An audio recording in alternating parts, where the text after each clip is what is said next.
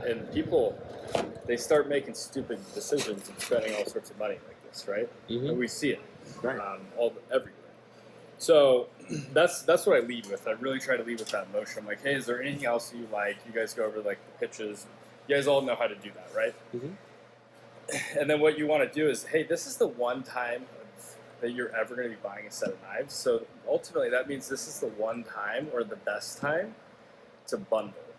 And so I love that. Very good. you are only going to be able to do this now because of this set of knives. This is the last set of knives you're ever going to buy. So it makes sense to get the flatware with it, because not only is it discounted like crazy right now, because you're here and you're bundling it, what does that actually mean? Well, it actually means you're going to get the serving set for free, which is a $320 value, and because you're bundling, you're going to save more money off the set. Okay, let me put it into an iPad, and let me show you what it actually means. Gotcha. And then this is where you're listening to the customer. I'm just listening to them. I'm in the iPad dicking around, right, doing my thing, and you're seeing their interaction. Well, honey, what do you think, right? That's usually when this happens, and they're back and forth. If you can start giving it more space to talk in front of you, that's going to help a lot. The other thing that we do is, I love all of these things, but what are they usually buying? Customers, knives? Okay, they're buying knives, right? Yeah. So how easy is it to not have to sell any concepts again? Just sell them on the idea of missing out, right? Hey, is this the only set you guys need? And the reason why I ask is because people exclusively come to the Texas State Fair to buy Christmas gifts. You might ask yourself why. And the crazy thing is they actually come here exclusively to buy Christmas gifts because, one, it's cheaper here at Christmas time. We sell so much of the holidays that it doesn't even matter. You're not going to save the most amount of money then. Okay? Two, you can bundle it and save a lot more money if you needed another set of knives. So a lot of my clients, they get a set for their second house. We have the new exclusive camper set. We have the new RV set. Okay? We have this family program, which a lot of my clients take advantage of here with the bundle. Because if you guys bought your set for yourself and then you bought, your kids' sets, this is where we're talking big deals, right? And so I can really maximize the discount for you guys if you guys want to look into that, right? So I'm making them feel like I'm leading with you're going to miss out. You're dragging the pain point out slowly. Oh, yeah. And then they're like, and then they fall apart. Well, humans are loss averse, right? So if you can use that to your benefit, but also to their benefit of like, this is the place. I would hate for you to lose out on the discount that you're on something you're going to get anyways down the road, which is a question you asked. Hey, is this something you're going to do down the road anyways? And they said, well, what comes in it? Which then it's like, cool, the door's still open. And truthfully, you're not doing your job.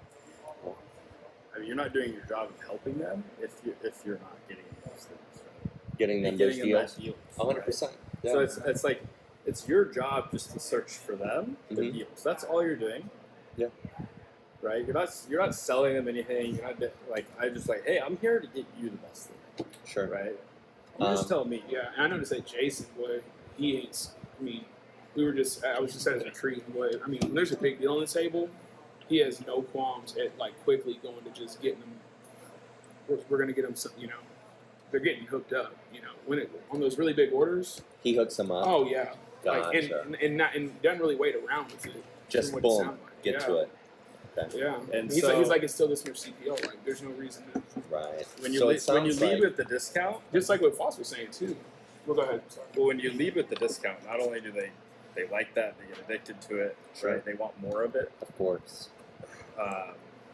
But when you stop doing this whole teeter-totter thing of like, oh, what am I going to do? Like, either do something or don't do it. Right? Stop doing this, I can drop the price now. As soon as you went 30 minutes through a demo, like, they're like, I don't know. And then you're like, well, I can drop the price. They're like, and we do not trust you anymore. Yeah, there's no trust in it at all. And so be aware of that, because I've seen it happen a lot where reps are like, well, now I'll try. Or, one last thing. It's like, why would they do business with you, right? Right. There has to be a reason. A reason. Every time you drop the price. Correct. Follow-up question.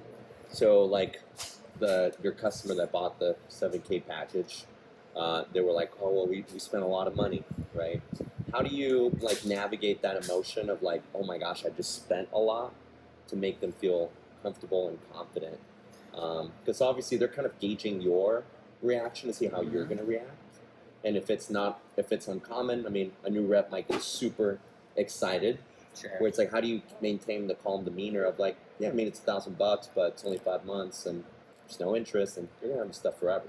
But like, how do you know what I'm asking? Yeah, for sure. And it's very much, confidence is key for sure. Like just having an unwavering confidence, like this is what people do. Sure. And I find when you're utilizing your verbiage when you're talking to these people, hey, what most customers do, or what a lot of customers do in this situation, right? Yep.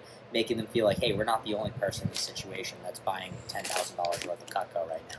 Hey, what some of my customers have done in the past, like when I was explaining the 10Pay, hey, you know, I've had a lot of people in kind of the same type of position. Now I have some people that are remodeling their home, or they're building a new house or whatever. Sure. Obviously, there's a lot of money going out of one shot. Here's a program that we came out with specifically for people who are looking for these types of packages. And it's just making it a very normal thing that happens consistently. And also for the people who are just like, yeah, we just spent a shit ton of money, it's just reiterating how excited they're going to be when it comes to the mail, right? Like after the deal's closed, every time I'm like, by the way, are you guys like fired up to get your knives or what? And they're like, yeah, we're fired up to get our knives, right? And I'm like, and with these people with the cookware, I'm like, I know the cookware is going to come in a few months, but how nice is it to have the peace of mind to know that's on the way too? And they're like, yeah, we're stoked about that. Got it. So you're like reminding them of how excited. Are you guys fired up? Are you guys excited? Like, oh my God, I just spent a lot of money. It's like amazing, right? Like how exciting. Whereas rather than kind of like shying away from that. Right, 100%. Get them, it's super excited leaving the booth about what they're getting. So, what are your thoughts on that, Blake? I love it. Yeah, it's great. You know, I always like to leave them with a joke. Okay. Right? Hey, can't wait till you cut yourself. Just kidding, right? Or when you cut yourself, call me. I'll send you a Band-Aid, right? Yeah. It's just stupid things like that where they're like, haha, you're cool, right? I think deep down, like showing your personality and leading with your personality with customers is so important, right? And like, no two people are going to be the same. So just do it how you want to do it, right? And say what you want to say. Cultivate that relationship, right? And the more real you are with customers, they're going to like that more. They're going to trust you more. And I feel like we get away from this. I'm guilty of it too, where I just get into sales mode. And I'm like, whoa. Like, I need to connect with these people so they know who I am for the future, right? They're going to buy regardless today, but this is doing future work, right? So just spending that extra little bit of time with them, I like to ask them a question like at the end, like, oh, you know, it's completely like off topic, but like, what do you guys have coming up? Like, right? Or leave them with a conversation at the end that has nothing to do with the transaction you just did, right? So like, wow, this guy actually took the time to kind of get to know us. It wasn't just about the order, send you on the way, all about the logical things, right? It wasn't about that. It was the actual emotional connection with them. Could even like bring like, hey, is this your guys' first time to the fair, or do you guys come every year? Yeah, well, I lead that on the front end to see, in the front? Oh, okay. To see if they even dealt with someone before. Yeah. Because I need to know that. But I like to ask, like, what are the plans going on? You guys have any plans for the rest of the year, right? You guys traveling anywhere, right? Or, hey, enjoy your trip to this, or something with our conversation, but just a little bit deeper, right? Okay. Conversation that doesn't involve an agenda to sell. Yeah. You know? And that's something I had to learn. Curtis was like, dude, you're so like, boom, boom, like you're really good at selling them. And then you're just like, bye. See ya. Like, you don't even care about them. And I was like, God, that was painful to hear, you know. Blake's just hitting and quitting it. So I was like, I need to spend a little bit more time with these customers and see some things.